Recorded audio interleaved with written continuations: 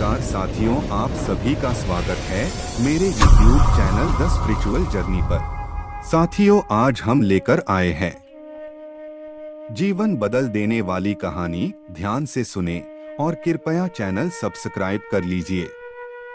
साथियों, बहुत पुरानी बात है।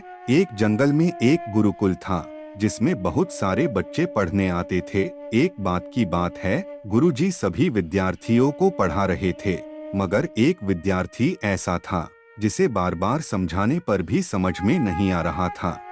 गुरुजी को बहुत तेज से गुस्सा आया और उन्होंने उस विद्यार्थी से कहा, जरा अपनी हथेली तो दिखाओ बेटा। विद्यार्थी ने हथेली गुरुजी के आगे कर दी। हथेली देखकर गुरुजी बोले, बेटा तुम घर चले जाओ, आश्रम में रहकर अपना समय व्यर्थ मत करो। तुम्हारे भाग्य में विद्या नहीं है। शिष्य ने पूछा, क्यों गुरुजी? गुरुजी ने कहा, तुम्हारे हाथ में विद्या की रेखा नहीं है। गुरुजी ने एक होशियार विद्यार्थी की हथेली उसे दिखाते हुए कहा, यह देखो, ये है विद्या की रेखा, यह तुम्हारे हाथ में नहीं है।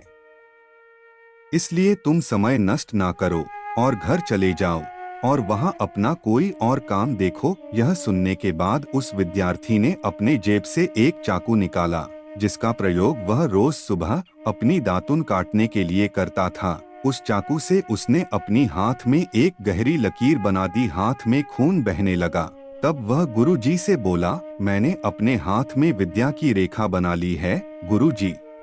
यह देखकर गुरुजी द्रवित हो गए और उन्होंने उस विद्यार्थी को गले से लगा लिया। गुरुजी बोले, बेटा तुम्हें विद्या सीखने से कोई ताकत नहीं रोक सकती है।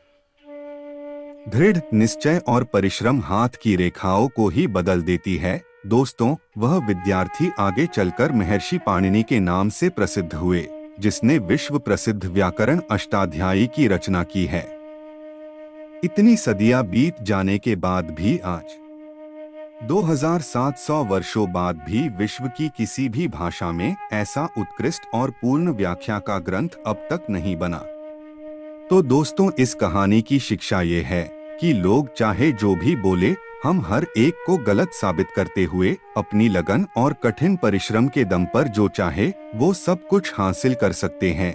साथियों, आज की इस प्रेरक कहानी में बस इतना ही। मिलते हैं एक नई प्रस्तुति के साथ और कृपया चैनल सब्सक्राइब कर लीजिए।